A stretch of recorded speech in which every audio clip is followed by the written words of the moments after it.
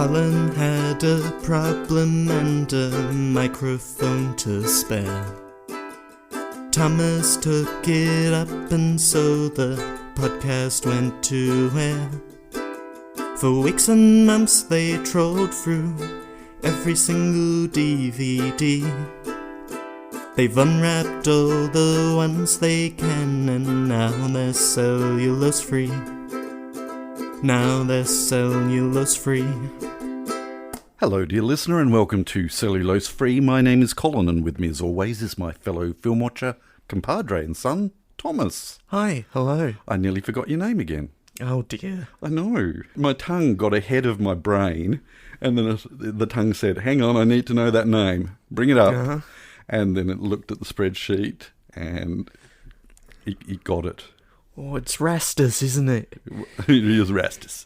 What have you been up to? Doing a lot of thinking about doing things, but not actually doing those things. Mm-hmm. Yeah. Yeah. Yeah.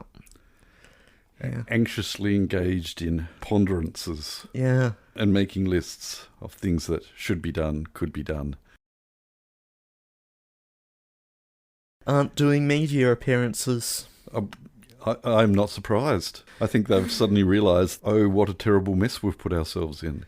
Yeah. Apparently they're busy setting up offices, and because they were promised offices, weren't they? Yeah, and they'll be available to talk to media soon. But wasn't that one of the promises that they were given that they would have got anyway?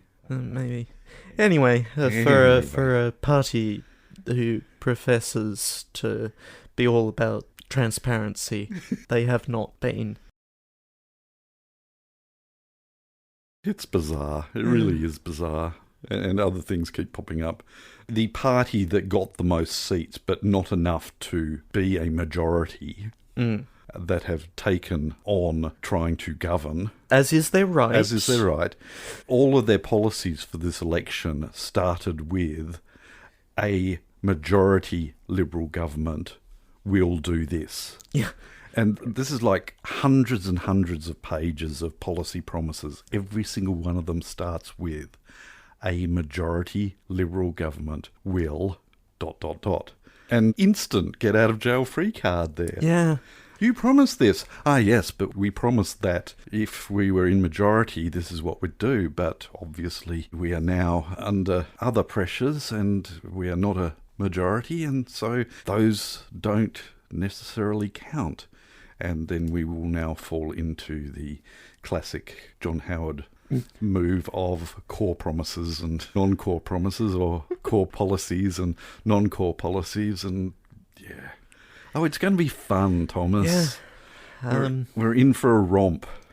Now, of course, with the Jackie Lambie network, they're still one away from majority, and it's sounding like the name that I've been hearing on the wind is David O'Byrne, who I suspect will not be taking quite as much of a hit as the network. No.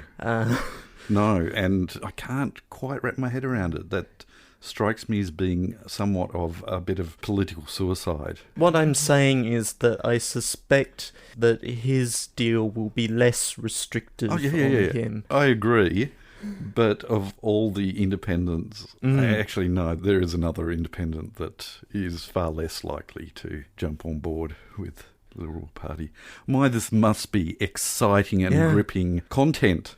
Gee, I'm using the word content for our dear international movie-watching listeners. Yeah, we're absolutely trampling all over the fontcasts. The fontcasts. Font PR is a PR company based here in Tasmania, which does occasionally do campaigning stuff for various political entities. Right. And some members of which will individually go off and do. I think one of them pretty regularly is involved in Liberal campaigns. But this PR firm also puts out a podcast which focuses on state politics. It can't have anywhere near the followership that our podcast would have, though.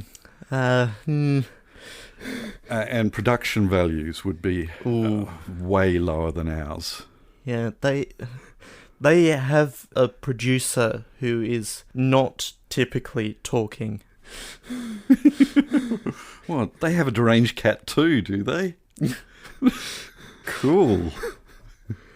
Yeah. Our deranged cat should meet up with your deranged cat and they'll do lunch. All of which is to say that while I don't necessarily agree with all of them on everything, they do produce a reasonable politics podcast. Right. And what you're also saying from what I'm reading is that we don't. No, But no. however, we make a great father and son movie-watching podcast. Yeah. No. One of the best that comes out of Tasmania. Mm. One of the best. It is. One of the father and son podcasts about movies that comes out of Tasmania. It is most certainly one of the podcasts produced in this room. Yes. Look, I've got a couple of surprises in store for you during this podcast. Right. We might even have some variety. Right. Yes. So you'll just have to wait a little later for that. And we've got some exciting news also coming up. Uh-huh. Do these surprises involve what you've been up to this week? No, not at all. One of them has more to do with what you have been up to during this week in discovering certain little quirks and foibles of the Deranged Cat studio. Mm. Yeah. We've discovered an extra recording booth and we're actually in separate rooms entirely now. Mm. Yeah. Hence, no crossover. Mm. Mm-hmm. Mm-hmm. Yeah, no crossover whatsoever. None whatsoever. Okay. Let's see if I can get that in stereo. Take a bit of mixing there. Mm. All right. Yeah. Not really positioned right to do it. No, but I'll just faux 5.1 it. Yeah. Cool. Yeah. What have I been up to? Yeah. Not much. No. I went to see Dunny 2 again last night with a couple of the deranged kids. And I've still seen neither any amount of times. No, and you need to do yourself a favour, Thomas. I do not tend to... Okay, maybe I do. Our dear listeners can be the judge of that. Do I just overhype certain movies? I will not overhype either of these movies, or endeavour not to, but they are quite impressive. There. How was that? I don't think either of us have ever been overly impressed by a film on this, our film podcast. Not, haven't we? Gee. Okay, dear listener, here's yet another opportunity for you to get some bonus, what do we call them? Arbitrary points. Some bonus arbitrary points. In which podcast did A, Thomas overly hype a film, and B, which one did Colin overhype? There we go. Stick it in an envelope, mark it reply paid, and send it to your local member of Congress or the Senate or something and see what they can do with it. Send it to the ABC, PO Box 9994 in your capital city.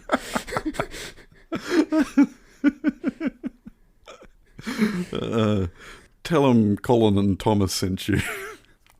Yes, so other than that, I went to see my shrink, and yeah, you can tell I have, because I'm overly psyched and wasn't planning to be so. I was really dreading recording today. Right. So, I don't know, maybe the adrenaline has kicked in, and the breathing exercises that I was given yesterday, which involve holding your breath for half an hour underwater. Uh-huh. And, yeah. Yeah, how far did you get? I got the full half hour. Oh, yeah. Yeah. Yeah. Yeah. It's amazing what happens when you join a whole bunch of straws together. It's great. Oh, that's right. I was holding my breath, wasn't I? Yeah. That foils that little joke. Oh, well. Scrap. We're going to have to cut that whole section out now. If I can be bothered. I do not expect this adrenaline to maintain its rage through till tomorrow when I have to sit down and edit this. So whether it gets cut or not, you, dear listener, will be the surprise recipient of that information.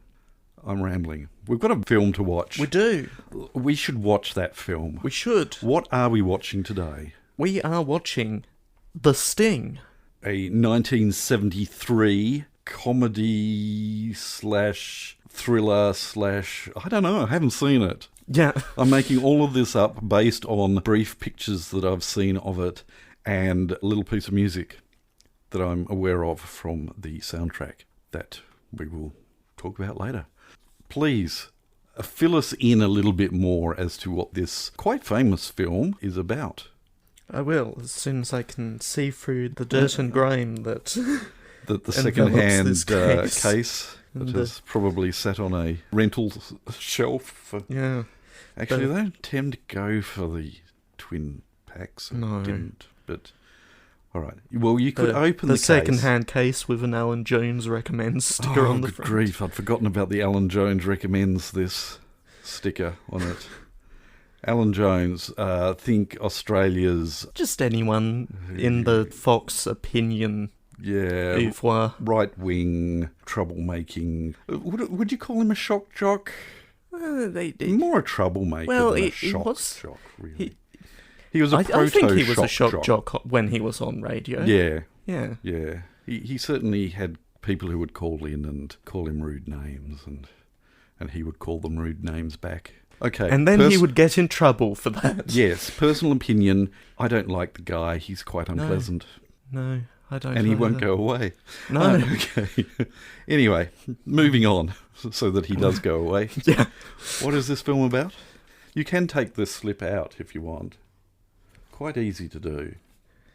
Yeah, but then I'll be dealing with more glare because your other the option print is metallic. Is to cut your losses, open up IMDb and read the, what did we decide? 10 words description? Yeah. Okay, here we go. Set in the 1930s, that's one word, the 1930s. This intricate comedy caper deals with an ambitious small-time crook and veteran conman who seek revenge on the vicious crime lord who murdered one of their gang. How this group of charlatans puts the sting on their enemy makes for the greatest double cross in movie history, complete with an amazing surprise finish. Oh, spoiler. Now, what did it describe? I said a comedy thriller. That said... Comedy caper. Okay. I think I'm still fairly safe in my naive assessment. Thomas is going to open the case.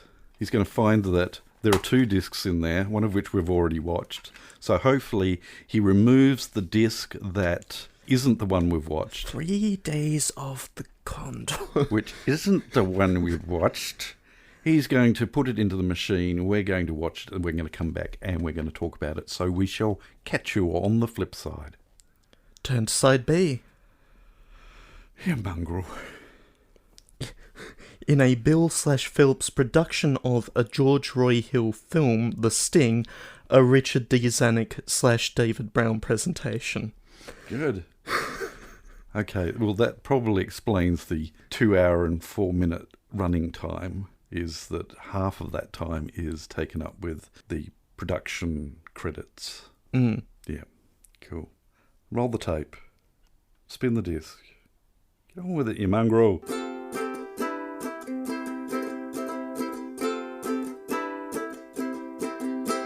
So what did you think? Yeah, it's solid. I don't think it's anything particularly special nowadays, but it did also win the Best Picture Oscar in its year, so... Yeah, it's interesting that I know that I have said a number of times in this podcast that it is of its time, and doubly so here, in that it's a period piece.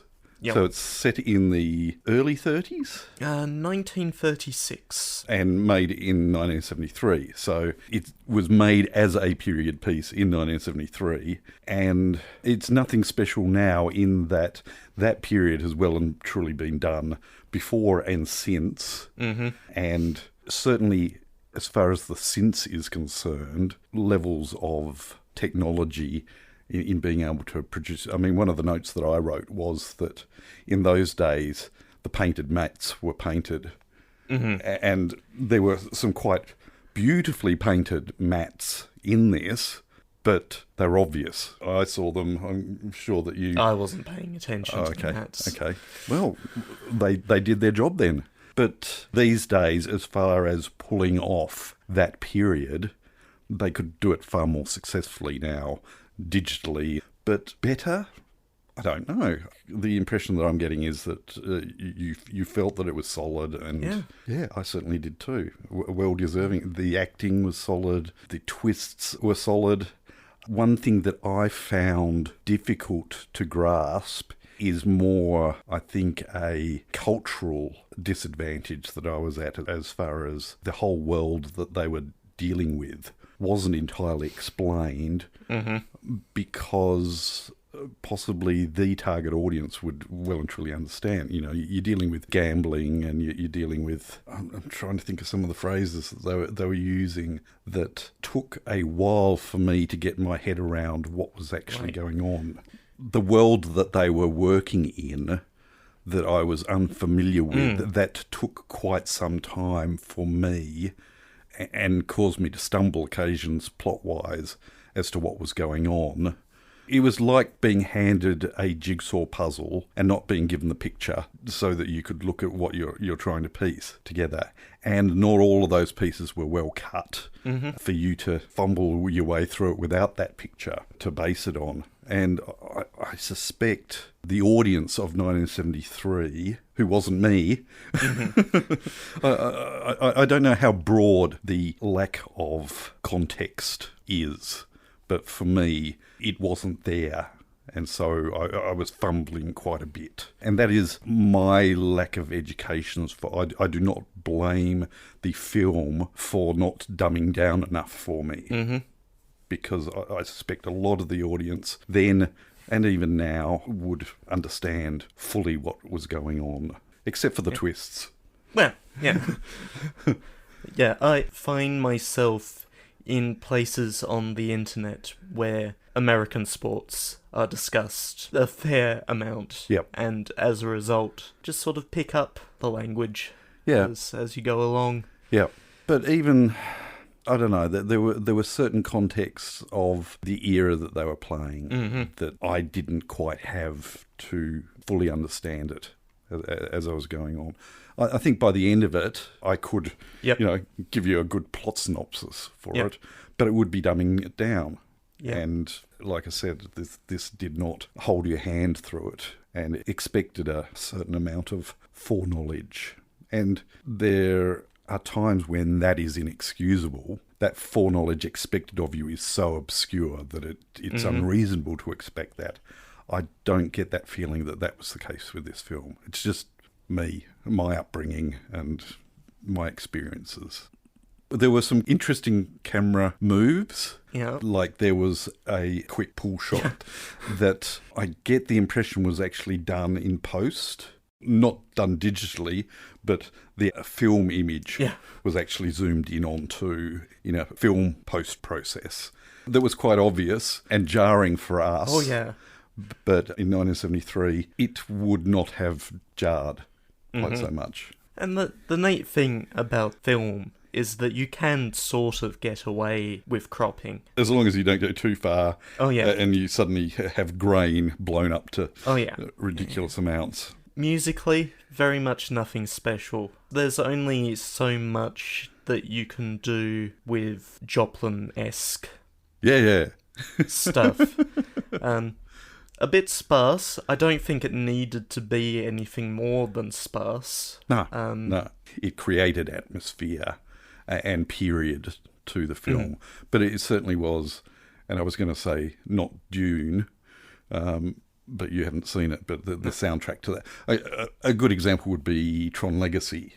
The soundtrack to that, if you were to take the soundtrack of that out, so much would disappear from the quality of Tron Legacy if Daft Punk's soundtrack wasn't there.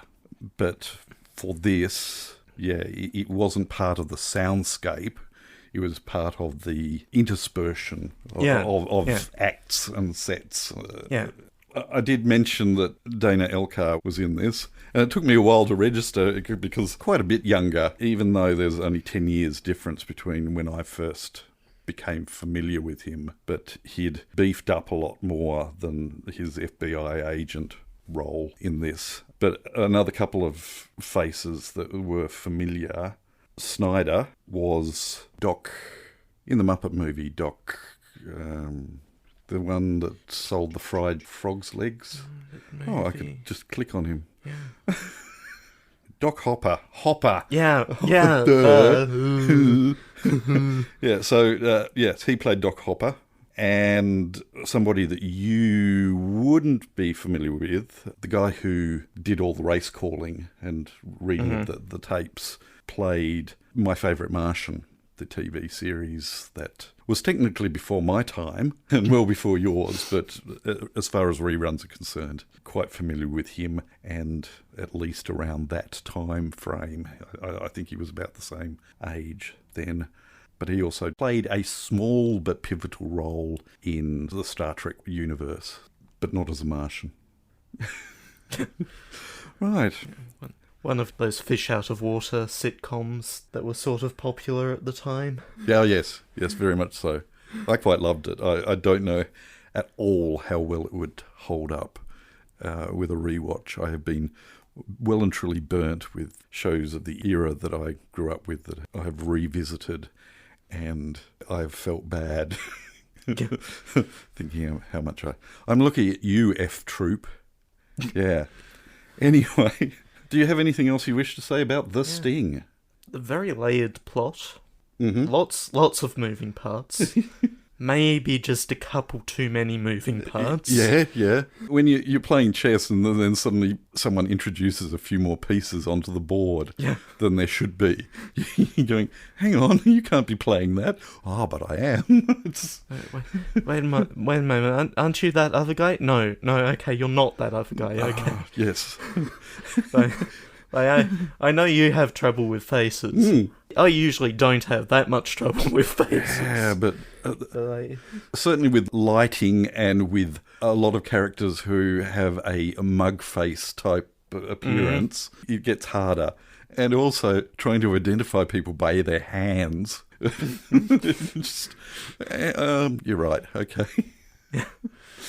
But I loved it. No, I enjoyed it. It was good. Yeah. So, do you have anything else you wish to say about The Sting?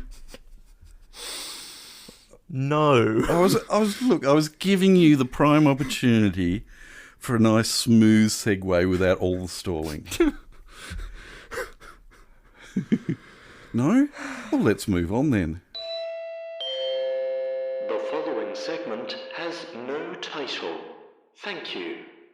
We will start on Facebook with Helen. Hi, Helen. It says, I only submitted the second movie suggestion because I knew the first was unavailable. Nothing is unavailable, Helen.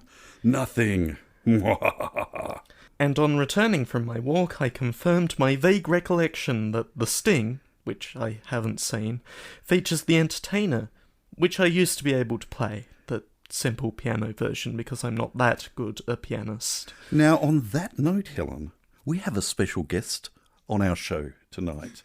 We would like to introduce Raven at the piano, who shall be playing a snippet from the simple piano version of The Entertainer.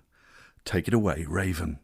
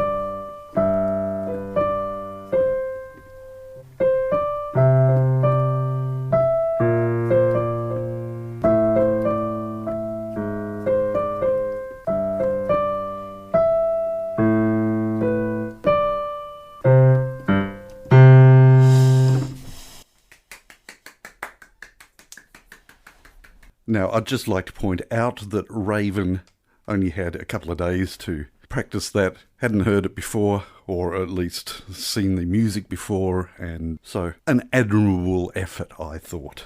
I still remain flummoxed. I did not warn Thomas that No. that was the variety part of the episode. Okay, moving on. We will move on to Twitter, where we find M, Hi, Em. who says congrats on 200 plus episodes. Good on us. Thank you. Finally, we will go to Discord, where Entwosferatu has left us a novel. Hi, Into Osferatu, novelist, and fine wordsmith. Strap in. Okay. I'm back. Welcome back. Was on vacation last week and got behind in podcasts, so didn't listen to last week's episode until last night.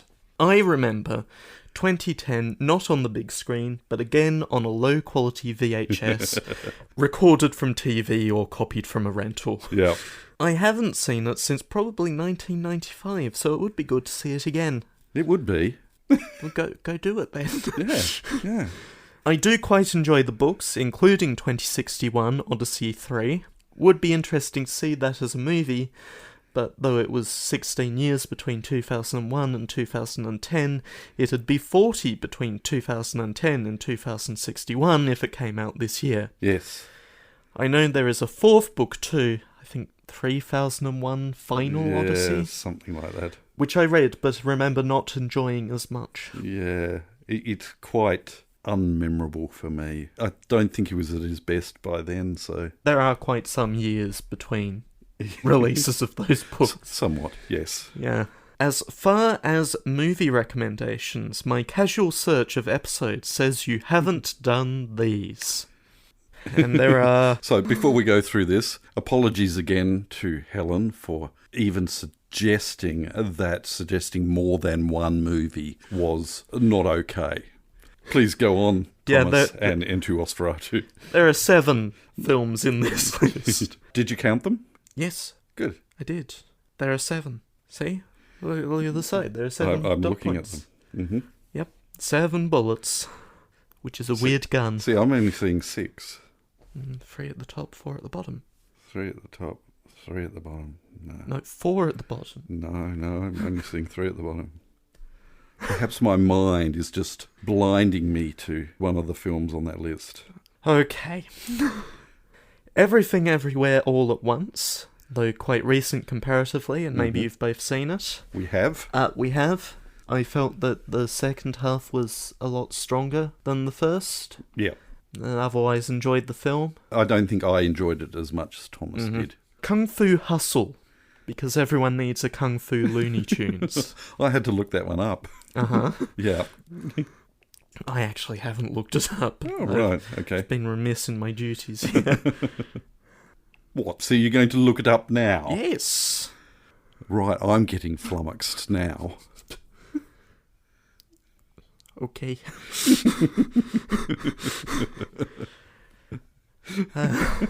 Next on the list, Captain Ron to watch Kurt Russell fight gorillas and the Pirates of the Caribbean. I have not seen that. I haven't seen Kung Fu I. Hustle either, but yeah. We'll add it to the list of possibilities.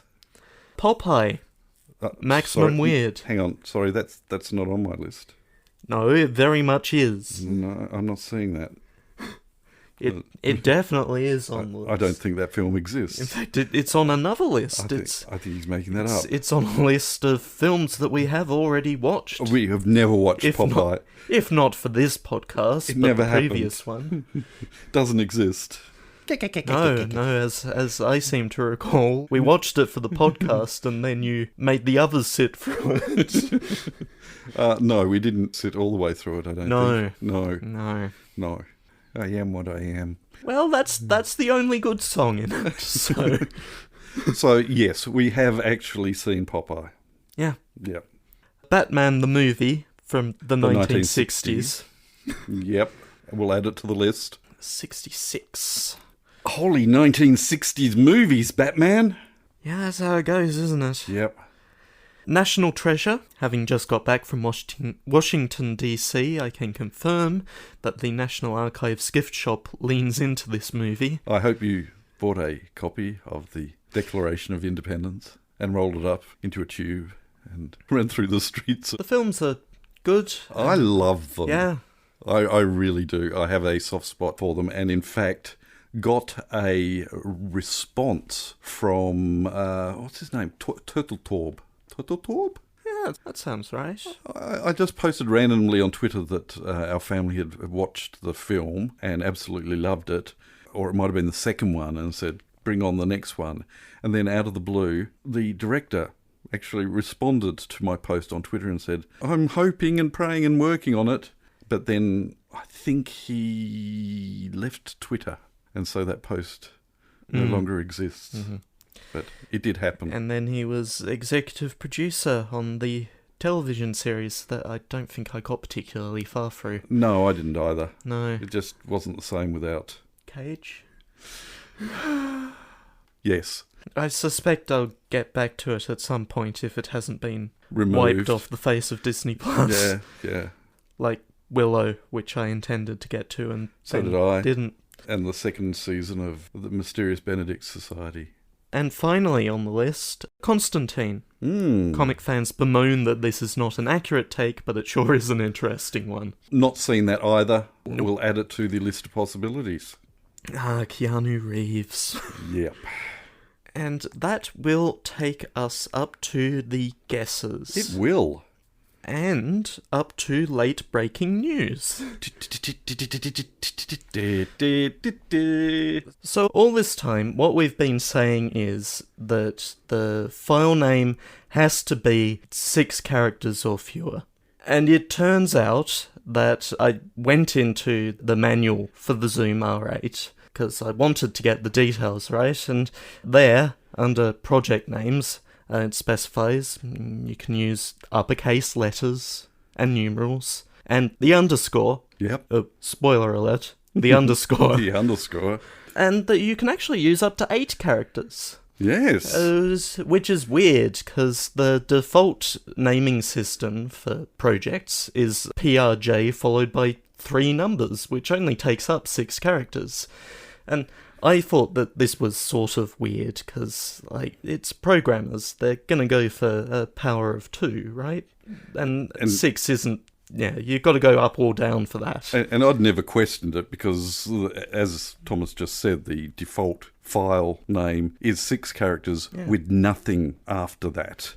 And I knew that there was no such thing as a nothing. There was only A to Z underscore 0 to 9.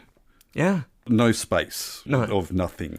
No. So probably something with the file system that doesn't like having spaces in it. No. However, we have discovered tonight, with Thomas bringing this up, that the manual says 8. Because it supports 8 characters. It does indeed. If you go into the realm of past the blank, it allows you to enter a alphanumeric after that, and then it allows you to go across again to the 8th space and change that. So, dear listeners, it opens up a whole new world of opportunities. Oh, yeah. A whole new world. Oh, okay. Oh, you remembered. Yeah, no, we can expand this out to 8 alphanumeric and also an underscore characters. Which, spoiler alert, makes today's episode an interesting proposition. Yes. Or possibly a very boring proposition. Well, okay. If you... I was upselling it somewhat, overselling it. It may be very obvious. It may be. Yes. Who is to say? 'Tis not me.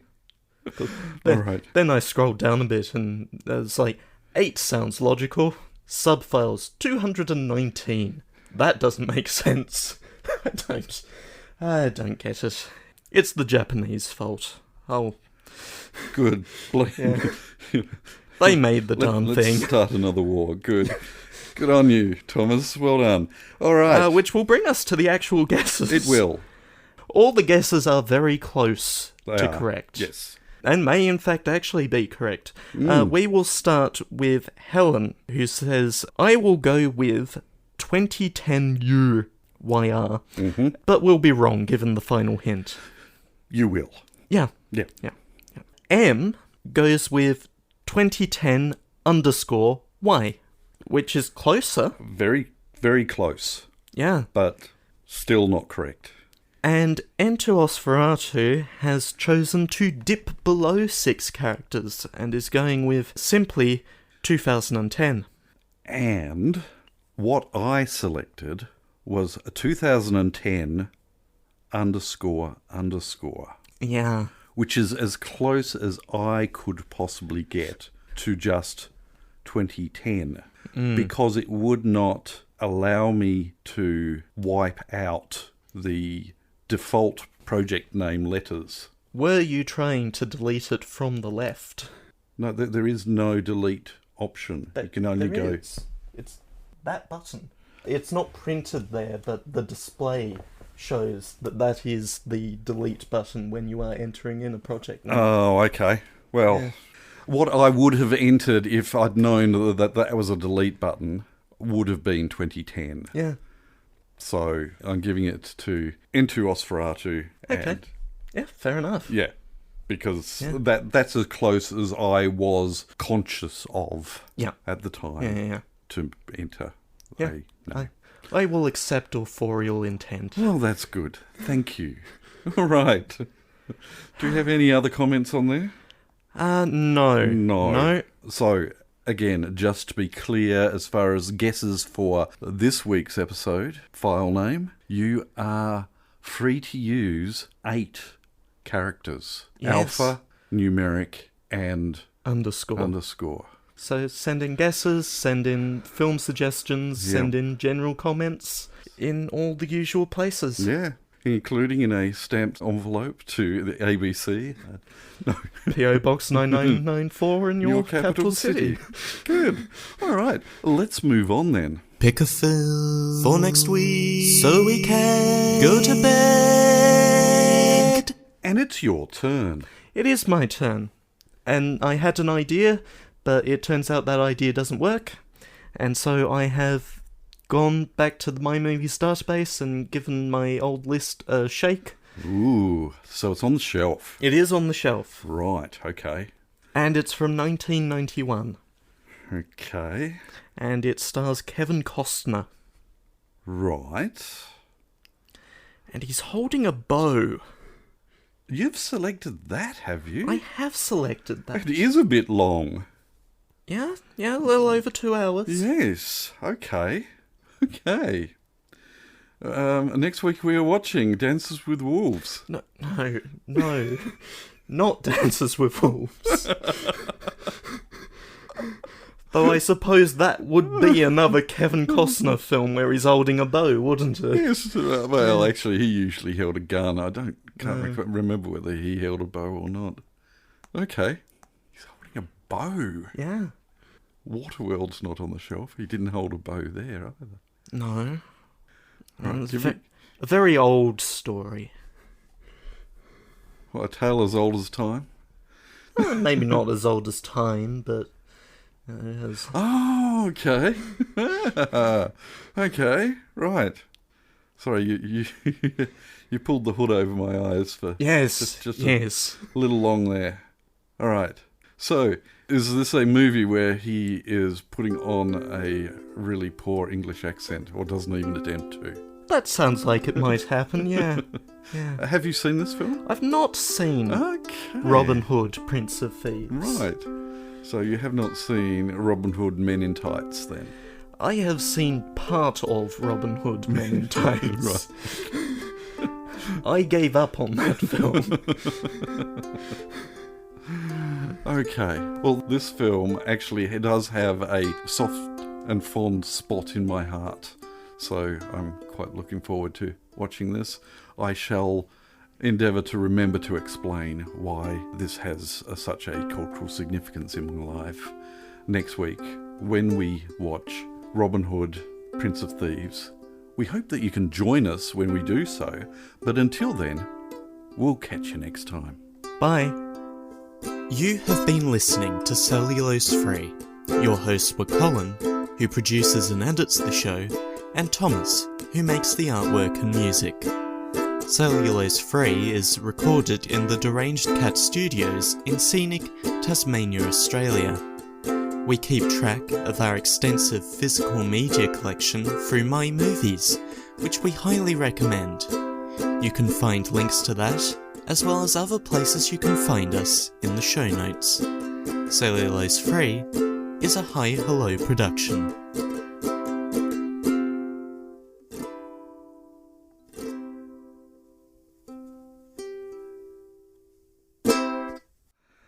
Roll the tape. Spin the disc. Get on with it, you mongrel. Turn to side B. We've I done already that. said- We've done that. Well, what are you waiting for me to say? You haven't put the disc in. Well, what's... Stop recording. I am. So, do you have anything else you wish to say? Stalling. Right, you don't. Stalling. Okay, we shall move on then. Stalling. Stalling.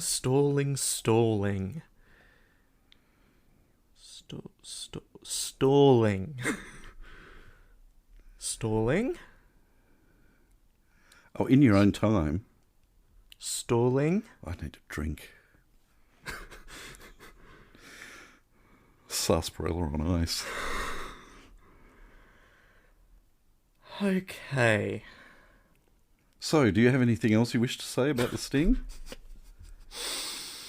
No. I was giving you the prime opportunity for a nice smooth segue without all the stalling. No? Well, let's move on then.